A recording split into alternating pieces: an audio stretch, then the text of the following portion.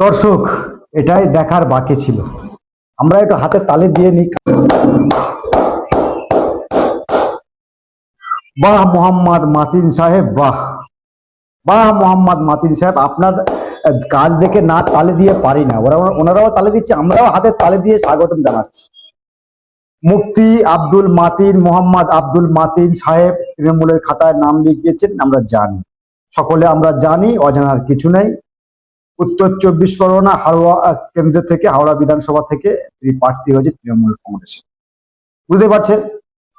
তানার ওই স্টেজে, তানার মঞ্চে সব মেয়ে ছেলেরা নাচছিল, নাচ করছিল। মানে খারাপ লাগছে এটা। একটা মুফতি সাহেব, আপনাকে বাংলার মানুষ সম্মান করে, শ্রদ্ধা করে, ভালোবাসে, হিন্দু মুসলিম সর্বধর্ম নির্বিশেষে। এরকম একটা কালো দিন দেখতে হবে, ভাবতেই পারেনি। কাসেম সিদ্দিকী নয় করলে এগুলো মেনে নেওয়া যায়, কারণ কাসেম সিদ্দিকী তো করছে, উনি কোনো মুক্তি নয়, তো তিনি করছেন, আপনিও শুরু করে দিলেন। মানে এই দলে যারা যাবে তারা কি এসব করবে? টুপি খুলে দেবে, ড্যান্সের মঞ্চে বসে থাকে, আর দেখছে, উনি দেখছে নির্লজ্জ। হাড়োয়া বিধানসভা থেকে তৃণমূলের টিকিটে লড়ছে। লজ্জা শরম আছে? লজ্জা শরম থাকলে তবে তো যাবে। মাতিন সাহেব, কাইয়ুম মাতিন, দু ভাই, তো মাতিন সাহেব মোটে লড়ছে। আমরা বলছি, মানে সম্মানটাকে বিকিয়ে ফেললেন, বিকিয়ে দিলেন সম্মানটাকে। মানে আমার তো ঘৃণা লাগছে আপনাকে মুসলিম বলতে, মুসলমান বলতে। আপনি হাদিস পড়েননি? আপনি তো মুফতি, আপনি হাদিস জানেননি যে অন্যায় যে করে আর অন্যায় যে সাপোর্ট করে সমান দোষী, সমান দোষী? ভুলে গেছেন? আপনি তো বড় বড় হাদিস সব দেখান, বড় বড় হাদিস সব ঝাড়েন, মানুষদের, সাধারণ মানুষদেরকে সব বলেন, বাবারা ভুল ভাল করবেন না, কারোর উপর জুলুম করবেন না, জুলুমকারীকে সাপোর্ট করবেন না। যারা জুলুম করছে তাদেরকে আপনি সাপোর্ট করছেন, ঠিক আছে, মেনে নিলাম, আপনি করছেন, রাজনীতি করছেন, করুন। কিন্তু আমরা বলছি একেবারে ড্যান্সের মঞ্চে, মানে ড্যান্স হচ্ছে সেখানে, মানে বলতেও আমার খারাপ লাগছে। সব যুবক যুবতীরা নাচছে, কোমর দোলাচ্ছে, আর আপনি বসে বসে দেখছেন, হাতের তালি মারছেন। নির্লজ্জ, লজ্জা শরম খেয়ে ফেলেছেন। সিদ্ধাটা এমন জায়গায় বিক্রি করে ফেললেন। কাসেম সাহেব যেমন বিক্রি করেছে, মাতিন সাহেবও বিক্রি করেছে। হাড়োয়াতে মাতিন সাহেব দাঁড়িয়েছেন, হাড়োয়া বিধানসভা কেন্দ্রে তৃণমূলের টিকিটে। এইসব মানে করে করে বেড়াচ্ছেন, এইসব করে বেড়াচ্ছেন, মুসলিম জাতির একেবারে মাথা হ্যাক করে দিচ্ছেন। আমার বলতে খারাপ লাগছে, আপনি মুসলিম, আমার বলতে খারাপ লাগছে আজকে। মানে বেসিক্যালি আমি খবর করতাম না, আবার আমরা দেখলাম জুম করে যে আদৌ কি উনি আছে কিনা, আছে কিনা। যদি না থাকে, ওনার সম্বন্ধে মিথ্যা প্রচার করা উচিত নয়, কিন্তু জুম করে আমরা দেখলাম নির্লজ্জার মতো বসে রয়েছে, নির্লজ্জ। মানে ভাবতে পারছেন কতটা লজ্জা স্বরূপ নষ্ট করলে? আমি তো ভাবছি আবার কাসেম সাহেব হয়, কাসেম সাহেব যেমন করছে টুপি টুপি খুলে, আপনিও টুপি খুলে ফেলুন না, আপনিও টুপি খুলে ফেলুন, ড্যান্স ফ্যান্স করুন না, কোনো ব্যাপার না, চুলে আপনিও হিট মারুন। আপনার দলের সব বৈশাখ করছে, তোমার বলতেও খারাপ লাগছে, শুনতেও খারাপ লাগছে যে আপনি মুসলিম মুক্তি কারি। তো আপনার মুখে থুতু এখন কেউ দেয়নি, এটা তো সব থেকে সৌভাগ্য। রাজনীতি করছেন, করুন না, এই জায়গাগুলো সরিয়ে আপনি রাজনীতি করুন না, জনসাধারণের জন্য আপনি রাজনীতি করুন।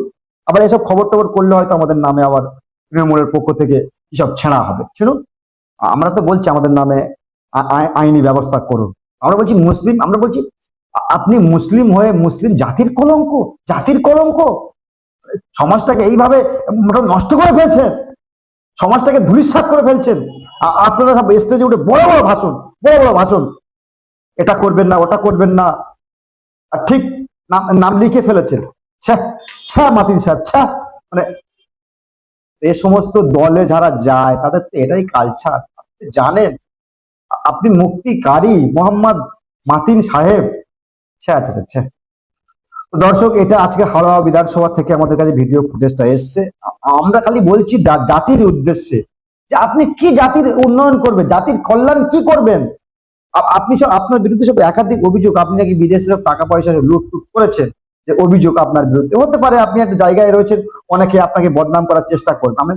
আমরা বলছি, আমরা ধরে নিচ্ছি যে আপনি ভালো, আপনার কোনো দুর্নীতির সঙ্গে জড়িত আপনি নেন, আপনাকে বদনাম করার জন্য হয়তো কাজ করছে। কিন্তু একই দেখলাম, নিজের চোখে দেখলাম, নিজের চোখে দেখলাম, চোখকে বিশ্বাস করতেও ভয় লাগছে, চোখকে বিশ্বাস করতেও ভয় লাগছে যে এটা মাতিন সাহেব।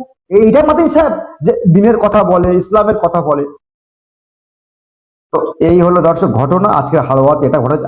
আরো হয়তো দেখবো হয়তো কোনো মদের পার্টি হয়তো গিয়ে বসে আছে, দুদিন পরে তো আপনাকে মদের বিলে সই করতে হবে, সেটা একটা দিক রয়েছে।